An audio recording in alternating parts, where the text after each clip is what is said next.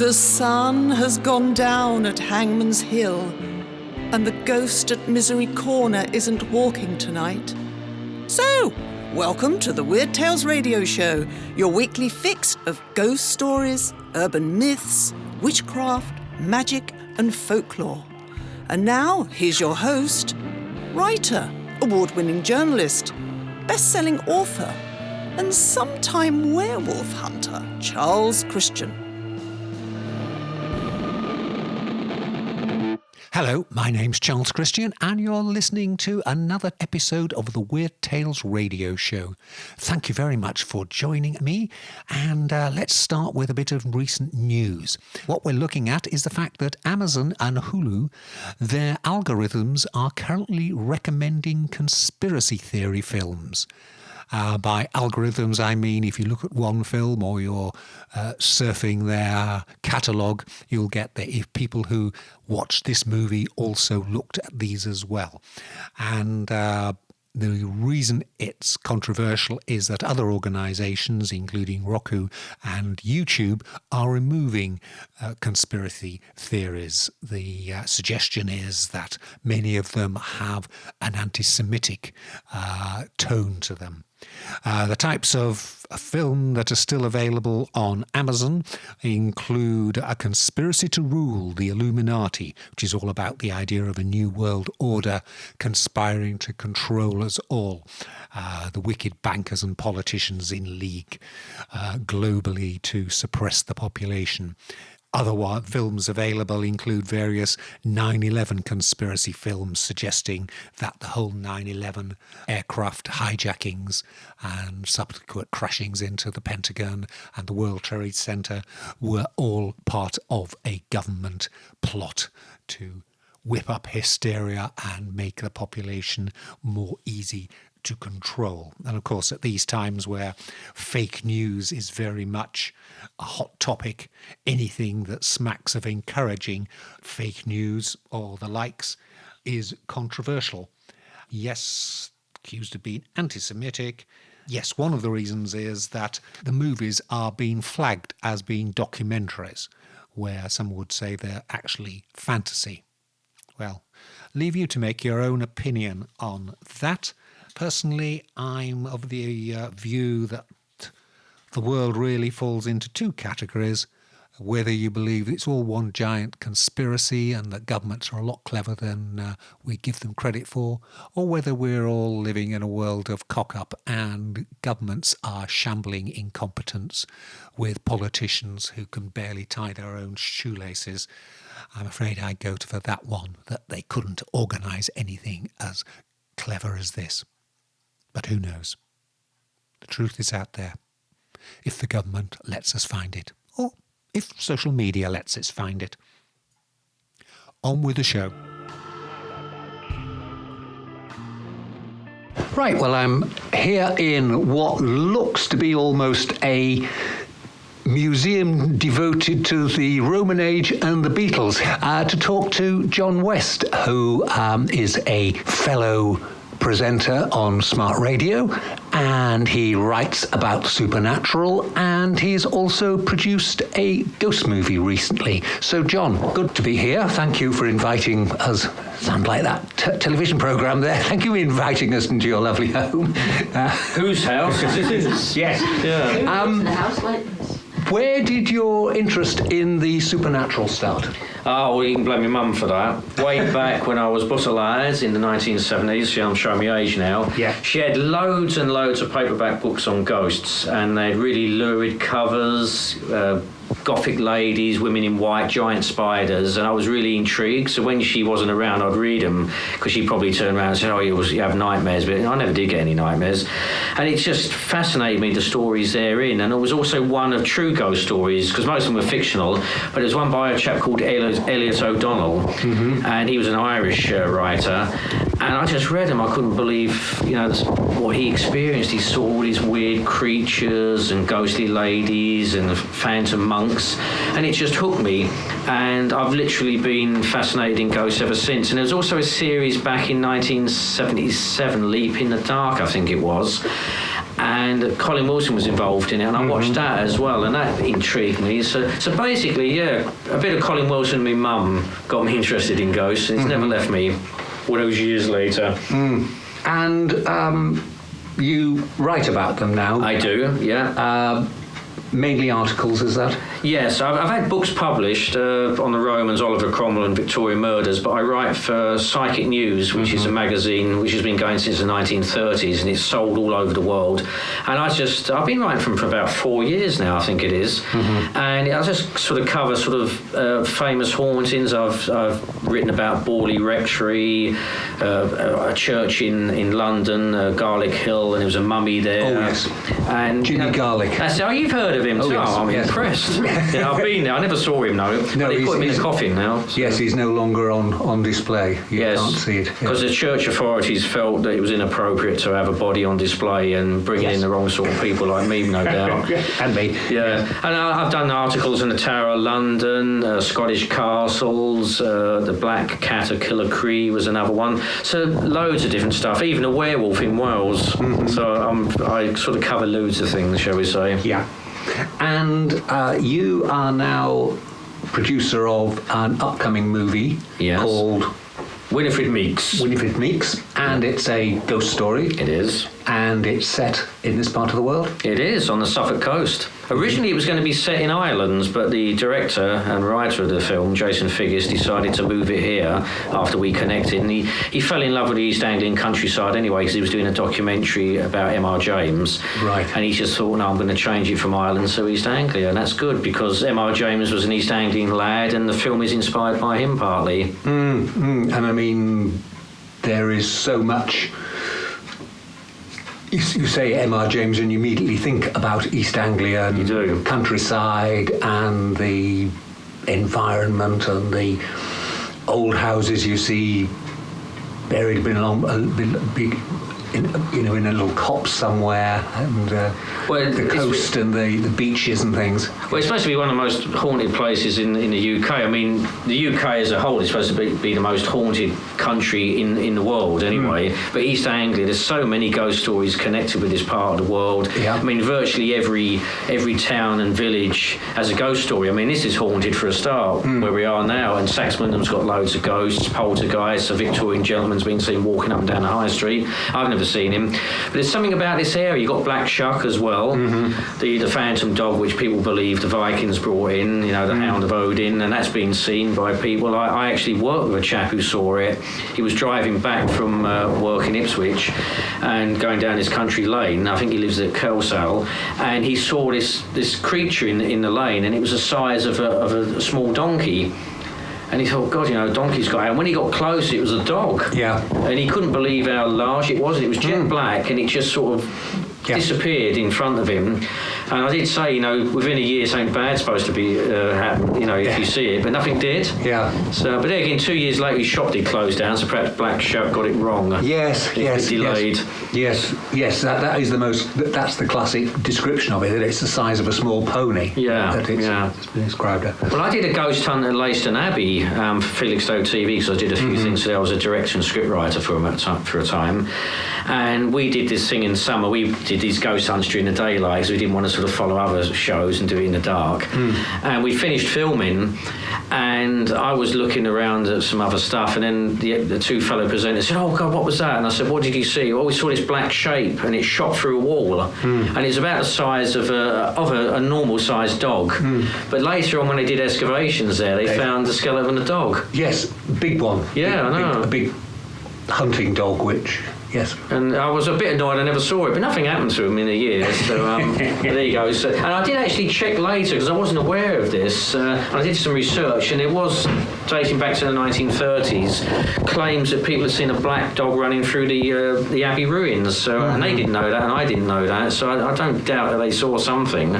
But it was literally just like a black shape, about the size of a sort of normal sized dog. But it could have been, it didn't have to be a dog. But it was funny that they saw it in the area where the skeleton was later found. Yes. Yeah. No. So tell us a bit more about the movie. Right, well, it's a ghost story, as we said, set on the East Anglian coast, and it's heavily inspired by M.R. James, and also the film The Haunting from the 1960s and The Legend of Hell House as well, that one. I don't know if you've ever seen that. And it's more a sort of psychological thriller as well. It's not sort of blood and guts, because we're not into that sort of type of horror. Yeah. And basically, it's about a female writer, and she's having problems with her boyfriend, and she needs to get away because she's got a deadline for a book, and she goes to stay in his house in Dunwich. And things start to happen. Yeah. Because it's haunted by another alpha female, and she doesn't want her there. So they clash. And I won't give away too much of the plot, because obviously you've got to go and see the film. Yes. But things happen, and she appears, and there's conflict between the pair of them. And it's going to be a great ending. There's a cellar involved, a haunted attic, things like that. And Julie Abbott, who's with us now, plays Winifred Meeks. You play the ghost? I play the ghost, yeah, which is wonderful because I've never done any acting before. Yeah. But my original role in this film was as the locations manager. Yeah. And an Irish lady was going to be playing the ghost, but she dropped out. So John said, obviously Jason, the director, asked if I'd like to play the ghost, and so here I am. So so I'm new to all this, but it's been really exciting. And did you actually have any lines as a ghost? I don't actually in this film. No, I'm just a presence. I just wondered because I know. Which I'm glad about, usually they are silent, but I just wondered. Yeah, so but I'm just a presence, and I just look very sort of menacing, really. And I've seen clips, and I'm even scared myself, to be honest. When I'm alone in my cottage, I think, oh God, I hope Winifred Meeks isn't at the bottom of the stairs. There is a little bit in the film though where you recite a prayer. I recite a prayer, don't I? Yes, there is that. So. But, and I play the husband of Winifred Meeks, but that's a flashback sequence of a photograph, isn't it? And that, but it is. And there's also another character that I play. It's a scene. Well, Anna is watching television, isn't she? Yeah. And so you hear. I don't want to give too much away, really, but I have to do a Cockney accent, which I've been practicing, haven't I? So I've still got that to record. So the young girl for this scene. So I've got quite a few roles in the film, haven't I? You have. Theme tune as well. I had a cheese and onion roll with an old Northumbrian folk tune that I sing. We recorded late last year, so got quite a lot of involvement in the film, really, which is wonderful. Yeah, are you musical?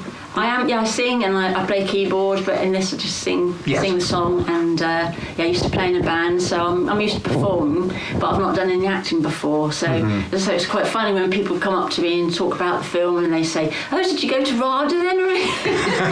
No, I've not done any acting before, so I do feel really privileged, because a lot of people would give anything for a role like this, wouldn't they, So I'm really, really thrilled to be involved. She's second on the bill. I'm only third. On the bill. Terrible, isn't it? I know. Get to meet all these wonderful people too. So it is really exciting. But the film is very female-centred. It's Lara Belmont who plays the writer, and obviously Julie as a ghost. I just turn up at the start, and at the end I'm the landlord. So it's as I said before, two alpha females battling for possession of the house. So it's a really strong character, Winifred Meeks, and obviously Lara's character as well as the writer is really good. And it's just had such a great dynamic on screen. And Jason, the writer and director, he really brought the best out of both of them. Yeah. It's Beauty and the Beast, really, isn't it? It is, if you see her in a makeup. Yeah, I don't really look that bad. I was in makeup, and Jo Huff, our makeup artist, did a tremendous job, didn't she? She did. Yeah. So that was interesting too, I've never sort of sat there and had makeup applied before. They had to spray all this sort of white foundation on to make me look really pale and gaunt, and made me look hollowed out my cheeks and everything. When I looked in the mirror, I actually felt ill because I looked so deathly. And there was a funny story because it was actually on Halloween, wasn't it? And we walked down the street in Dunwich, and Jason and John said, "Well, just walk ahead of us, and we'll just see if we get any reaction from anybody." And I was just walking along and didn't make eye contact with anybody. But when a couple walked past, they said, "That is amazing," didn't they? Yeah. And we even, because we actually had to borrow a wedding dress, didn't we, for a scene, and from Snape, from the Antique Centre. And I can't believe I did this, but I walked around the shopping centre, didn't I, in Snape, and with all my makeup on, and the looks I was getting from people, and they looked concerned, didn't they? One girl, she kept following me around the shop, like, I wonder if she's all right, perhaps she should get to hospital. Because I did, why did I do that? I felt sorry for the poor girl. I don't know why I didn't just sit in the car, but I think I forgot, really, that I can't have makeup on still. Yeah. But anyway, so that was all good fun, wasn't it? It was Halloween, so, you know. Exactly. Yeah. And where is the movie now in terms of production, pre-production, post-production? Well, it's being edited as we speak, and Jason's coming back hopefully in March, and we're going to do some dubbing in Felixstowe at the Marc Boucher studio. So when that's done, then the final edit will be completed, and then we're looking for a premiere. There's going to be one in Ireland, probably one in London, and then we're looking for distribution and DVD release. So we're hoping, touch wood, to have it sort of available for release by the spring. Yeah. Sort of perhaps April, May time. Yeah, next year. No, actually this year. This year. Yeah, right. So, because Jason's a pretty fast mover, I'm very impressed. Isn't he? Yeah. So, I mean, at the latest, probably, summer, but definitely this year. Right. Excellent. And how long will the movie be? Probably about 90 minutes. Right. Yeah. So from beginning to end, and with the music and everything thrown in, the credits and stuff. So about 90 minutes, I reckon. Yeah. And have either of you in real life had any supernatural encounters? I've had a few, obviously, because I've gone to places doing investigations and that. And I won't bore you with all of them, but I was haunted for a time by a phantom dog. This happened in Messingham. It's true. I'd be in bed at night. Yeah. And I'd wake up and I'd hear a dog running up the stairs. Now, I had a dog, and he was in the other room. He used to sleep there, and I used to go in and check, and he was fast asleep, so it wasn't him. And sometimes it used to run round the bed. And that happened a few times, and it followed me down here. And when I lived with my ex in Wickham Market, it happened there as well. And then, boom, it just went. It hasn't happened for years. Probably talking about it, bringing it back. But so there was that. So literally, it used to run up the stairs, run around the bed, and that was it. I never saw it, but it was definitely a dog, and a large dog as well. And so there was that, and there was another time when I was a kid, I woke up with a start, and I was pinned down on the bed by this white light, and I could not move. And I remember thinking, God, my parents are going to find me in the morning dead. But I wasn't scared, I just sort of accepted it. And then that went. So I know some people say, it could be just you're in between that state where you're fully awake and you're still asleep and you've imagined it, because they call it night terrors. But I felt I was fully awake for that. And this place is haunted. I had a duvet pulled off me twice in the night. It's supposed to be a female, and I did actually say to her out loud, and it did worry me a bit, I must admit, because I was on my own at the time. And I did say, I don't mind sharing this with you, but could you not do that again? And I've been to places where, like I went to St James Garlic Hive, Jimmy Garlic, we talked about that earlier, and I felt I was being watched there. And I've been to a few other places where you felt a presence and things like that. But that's probably the most that I've really experienced. Apart from you go somewhere and think, oh, is there someone standing behind me? And there isn't. So even in the flat, quite recently, I could smell violets. Oh yeah, like perfume, really strong, sickly sweet perfume. Yeah. Because I said, have you sprayed something in here? Because it smells. Oh, it's my balance. Yeah, it might have been your aftershave. Don't use that again. And then there was a smell of toast as well. Yeah. Which was odd. So. And you do often get with hauntings, you do get a smell. Sometimes that's the way they make themselves, sort of a manifestation, shall we say. And you often get perfume or the smell of food. I've never experienced that, but Julie did. So. How that works, I don't know, but definitely very strong. Yeah. Only just that one time. Yeah. But I've never actually seen a ghost, but I have had odd experiences. Quite recently. Well, I went to Borley Church, and I went to a church service there one Easter Sunday, and some odd things happened which couldn't really be explained. But at the time, it's not until afterwards you think, well, that was odd. You don't sort of get really frightened by it, but afterwards you think, well, how did that happen then? And I won't go into all the details, but the latch lifted by itself, and it wasn't a windy day. And so after one of the hymns, the lady said, "Oh, I better go and shut the door." She said, "That wasn't our ghost," because they don't like to talk about the ghost today. And she was like, "That wasn't our ghost, there's no ghosts here." And there was a smell of incense and one or two odd things.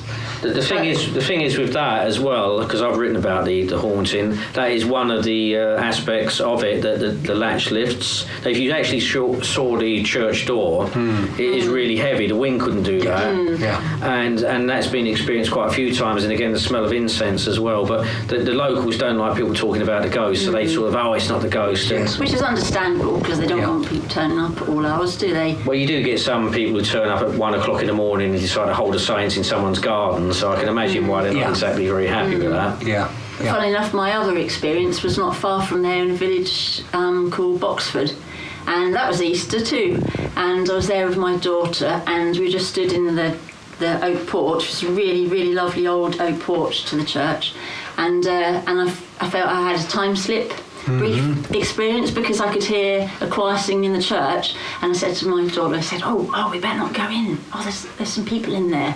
And she couldn't hear anything, and I felt slightly detached from everything. The cars, I could still hear the traffic, but it was almost as if I was in a greenhouse and somebody shut the door. That's kind of echoey. And I just thought, oh, this is odd. Can you not hear that, Kirsty? I said to my daughter, and she said, no. And then it stopped, and then I opened the church door, and there was nobody in there. So that was very odd. So I can't explain that. But I haven't actually seen a ghost. No, but you've heard them. But I had experiences. I mean, people could, poo-poo, say, oh, well, there must have been somebody in the church, but there wasn't. So I'm just open-minded, keep an open mind. Yeah. What do you think is the fascination people have for the supernatural? I mean, people have been telling ghost stories since beginning of time, really. There's Roman tales of them, and Greeks have ghosts and stories and stuff. It's a feature of life, human condition, that we have this fascination with ghosts and the supernatural. What do you think is the... Well, I think we all have a mystical side to us, and I also believe everyone likes to be scared. It's like going on a fairground, isn't it? There's that thrill, that adrenaline rush of being scared. But I think a lot of it is to do with fear of death as well. We all want to believe in the afterlife. We all want to believe that there's something beyond this world and that our loved ones are waiting. And I think that's another reason why people are fascinated with ghosts and that, because we want to believe that there is something. I mean, I believe there is. Yeah. And that's one of the reasons why I'm interested in it, because I'm quite interested in spiritualism anyway. So I would basically say, one, it's the enjoyment of being scared, but two, people want to believe there's something after this life. Because let's face it, I mean, they do say that animals are not aware of death or anything like that. We're the only ones who are aware that you die eventually. Yes. And that we want to have something beyond this world. Because you think all these great people who existed, like Einstein and that, it'd be terrible to think that that's it, they're gone forever. It's nice to think that perhaps their spirit or soul, or whatever you want to call it, has lived on and is somewhere else, another plane. You can call it heaven, you can call it whatever you like. I mean, I believe there is something beyond this world. And so I think that's why there's a fascination for ghost stories. It's a combination of getting a good scare and obviously wanting to exist beyond this life. You're listening to the Weird Tales radio show with Charles Christian.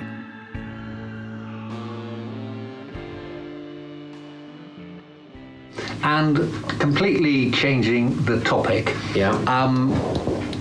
The Beatles. Yeah. What's your interest in the Beatles? I love them. I absolutely love them. Big part of my life, always have been, always will be. I wasn't born when the Beatles started, of course. Hoping I don't look that old, do I?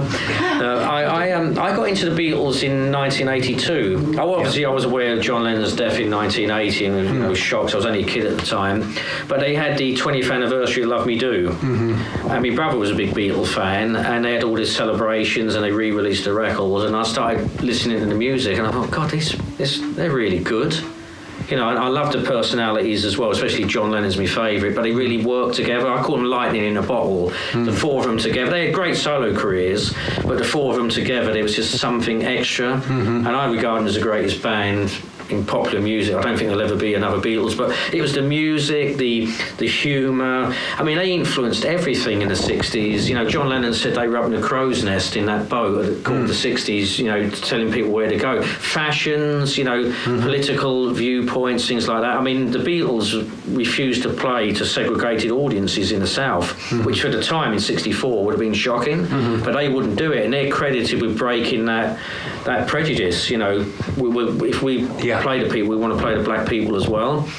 And, you know, just the way they progressed, and they changed music, because in the early 60s it was a bit dowdy and boring. You had all these insipid sort of, you know, Venus was her name and all that, and you had Cliff, and he was okay, but, you know, sort of Elvis had gone into the army, you know, the old rock and rollers for whatever reason had got arrested or got religion, and they needed something, and by God the Beatles came along and kick-started the 60s for me. And when you look at like Love Me Do, a great tune, but you think within 4 years they were doing Revolver and Tomorrow Never Knows, that progression, and then Sgt. Pepper, and they're still an influence to this day. You modern artists, you say, you know, who's inspired you, and they'll all say the Beatles, and that's no, I just love them always. I have done and always will, and it's just like the music, the personality, the fashions, everything about them. And obviously someone up there wanted them to get together. I mean, you think in a city like Liverpool, you had Lennon, McCartney, and they met, all those great songs. It's a shame how they split, but, you know, no band can go on forever, and perhaps it was they were meant to split at that time, because I wouldn't have liked them to have gone on like the Stones and done too many albums that were rubbish. At least everything they did was good, and they ended on a high note. You know, the last recorded album was Abbey Road. I know Let It Be came out after that, but, you know, what an album to end on, Abbey Road, and they ended with The End. Apart from obviously that little jokey bit of Her Majesty which they left on, but and your other big hero is Kenny Everett. Yes, good old Kenny. I love Kenny, and I've actually been told by more than one spiritualist that he hangs around, and I channel him sometimes, which is a bit scary, but if you listen to my radio show, you said last week, didn't you, is that Kenny talking then? There are certain similarities. Well, what I love about Kenny, he was I regard him as the greatest DJ that this country's seen, and these other DJs have said that, you know, Chris Tarrant, you know, people like that, they said, you know, he was unique. It was his humour.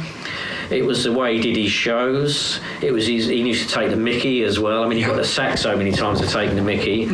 And he refused to sort of kowtow to the BBC, their policy at the time that you had to play stuff by the Northern Dance Orchestra. You couldn't play exclusively pop, and he wouldn't have that.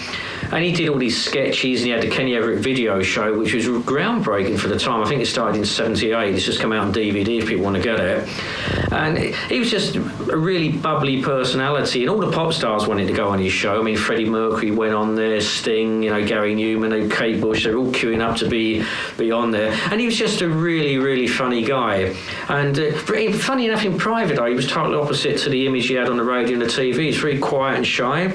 I met someone who met him in a gay club in London, and he went up to him and said, "Oh my God, you're Kenny Everett," and he sort of, "Go away, I don't want to talk to you, I just want a drink," you know. But no, he's just a unique personality, and, you know, if I was half as good as him, I'd be happy on the radio. But it's such a unique personality. If you listen to his old shows on YouTube and that, God, you know, they're still to this day stand out. And the trouble is with radio now, I've found a lot of commercial radio, they don't want you with personalities. I don't know if you found that being on the radio yourself. They do not want that jokiness, that quirkiness. They said, well, now the next tune is this, and we'll be back in 20 minutes, have a fab time, and that's it, and that's not radio for me. I could have been on Norfolk radio, and the chap said, you know, but we don't want you to do any Kenny Everett, we don't want any personality, and you can only speak for 10 minutes every hour, and I said, I forget it. Yeah. You are a bit like Alan Partridge. Am I? Alan Partridge, I beg your pardon. The things you come out with. You have your moment. Yeah, a bit like Alan Partridge too, but yeah. So that's my waxing lyrical about Kenny, and he's behind you as we speak. Yes, I should just point at the picture. Yes, yeah, and his autograph and we bumped into Eddie Puma, didn't we? Who was his producer. Yeah. Yeah, he lives locally. Yeah, he produced Kate Bush and Paul McChumley, as I say, McCartney. And he worked with Kenny, so got to meet up with him because he says he's got loads of pictures of him, so hopefully he might give me a couple. Yeah, we hope to meet up again, aren't we? Yeah. So that's why I love Kenny anyway. I just think he's an inspiration. And if you're a budding DJ and you're listening, listen to some of Kenny's shows. Yeah. Because he could teach you a thing or two, I think. Well, I think on that note, that's a great note. John West, Thank you ever so much. Thanks very much. Been a pleasure.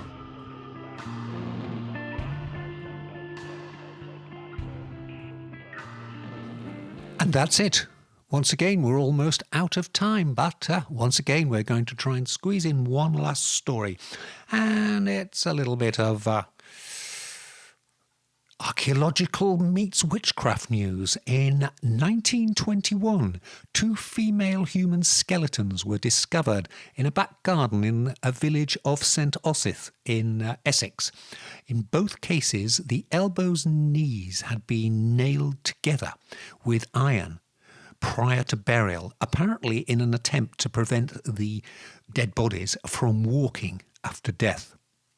The skeletons are believed to be either those of 2 witches hanged by Matthew Hopkins in 1645, or those of Ursula Kemp and Elizabeth Bennet, 2 other witches who were executed in 1582.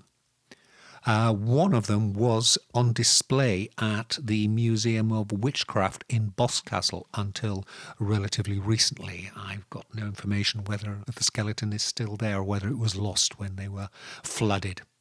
So, there you go. Be careful what you dig up in your garden when you're putting in your swedes and parsnips.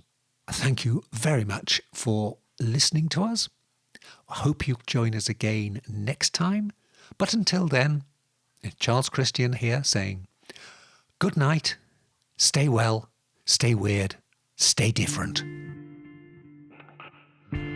Black Shuck, the demon dog of East Anglia, is baying at the moon, which means it's time for us to go.